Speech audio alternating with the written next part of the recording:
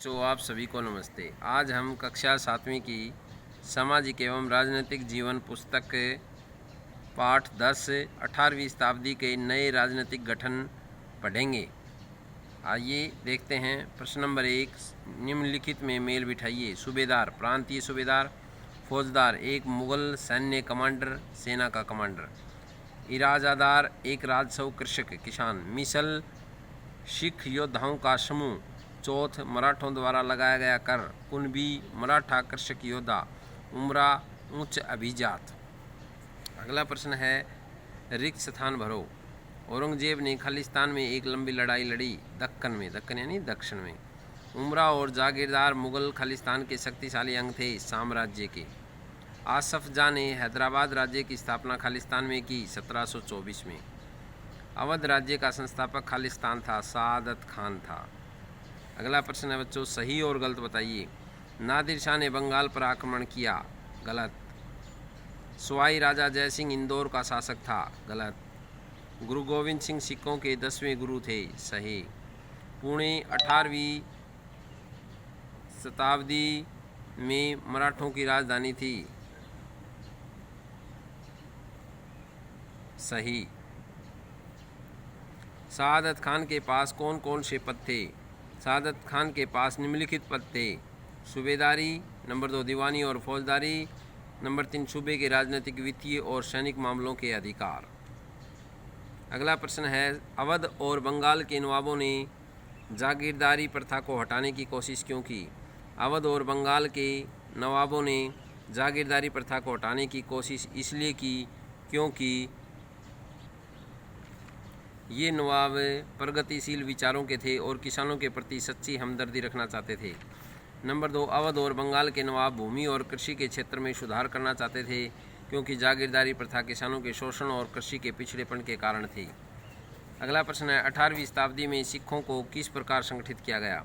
गुरु गोविंद सिंह ने सिखों को संगठित करने के लिए 1699 में खालसा पंथ की स्थापना की। नंबर 2, 1708 में गुरु गोविंद सिंह की मृत्यु के बाद बंदा बहादुर के नेतृत्व ने मुगल सत्ता के खिलाफ विद्रोह किया। नंबर 3, उन्होंने बाबा गुरु नानक और गुरु गोविंद सिंह के नाम वाले सिक्के गढ़कर अपने शासन की सार्वभौम बताया। नंबर 4, 18वीं सदी में सिखों ने अपने आप को पहले जत्थों में और बाद में मिसलों में संगठित किया।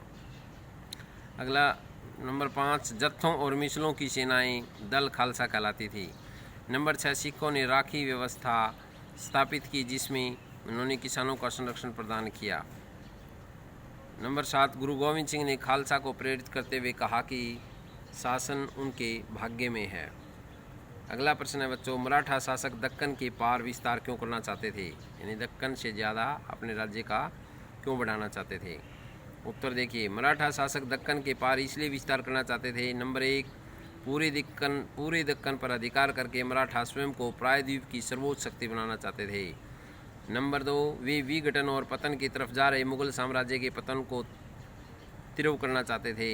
नंबर 3, मराठे दक्षिण में चौथ और सरदेशमुखी वसूल करने व उन्हें लगाने का अधिकार प्राप्त करना चाहते थे। अगला प्रश्न है, आसफ जाह ने अपनी स्थिति को मजबूत बनाने के लिए क्या क्या किया?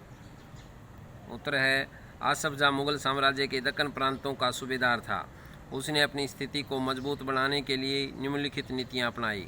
नंबर 1, उसने दक्कन में हानि वाले उपद्रवों तथा मुगल दरबार में चल रही गुटबंदी का लाभ उठाकर सत्ता पर अपना नियंत्रण स्थापित कर लिया। नंबर 2, वह उत्तरी भारत में कुशल सैनिकों और प्रशंसकों की दक्कन में ले गया। नंबर 3, उसने मनसबदार नियुक्त किए और उन्हें जागीर प्रदान की। नंबर 4, उसने मुगल सरकार से निर्देश लेना बंद कर दिया। अगला प्रश्न है, क्या आपके विचार में आज महाजन और बैंकर इसी तरह का प्रभाव रखते हैं जैसा कि 18वीं शताब्दी में रखा करते थे?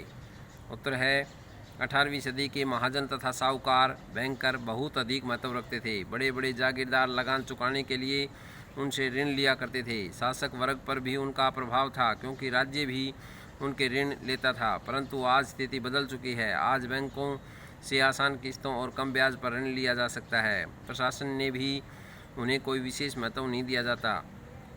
अतः आज उनका वैसा प्रभाव नहीं रहा जैसा कि 18वीं शताब्दी में हुआ करता था। अगला प्रश्न है, सूबाई राजे हमेशा क्यों लड़ते रहते थे? परवर्ती मुगल शासकों की अयोग्यता का लाभ उठाकर सरदारों ने वास्तविक शक्ति पर अपना अधिकार कर लिया। इस प्रकार स्वयं को स्वतंत्र घोषित करने की होड़ में अक्सर इन राज्यों में टकराव पैदा होता था। नंबर 2, प्रत्येक सूबेदार अपने पड़ोसी सूबेदार को हटाकर अपने क्षेत्र का विस्तार करना चाहते थे। नंबर 3, स्थानीय सूबेदार भी सत्ता प्राप्त करने के लिए अपने सूबेदारों के विरुद्ध विद्रोह करते रहते थे। अगला प्रश्न है, कौन समृद्ध कृषक थे और उनके प्रभुत्व क्षेत्र में कौन से शहर महत्वपूर्ण व्यापारी केंद्र बन गए?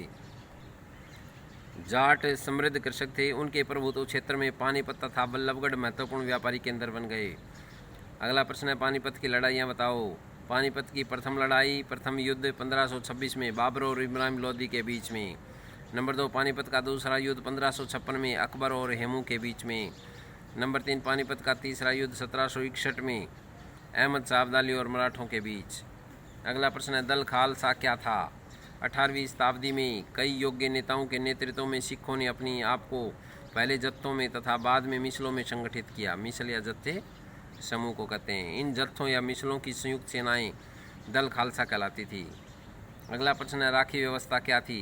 यह व्यवस्था सिखों के द्वारा स्थापित की गई थी, जिसके अंतर्गत किसानों ने उपज का 20% हिस्सा कर के रूप में लिया जाता था तथा बदले में उन्हें संरक्षण प्रदान किया जाता था। ईरान के शासक नादिर शाह ने दिल्ली पर आक्रमण कब किया? 1739 में। अगला प्रश्न है, किस अफगान शासक ने 5 बार उत्तरी भारत पर आक्रमण किया? अहमद शाह अब्दाली ने।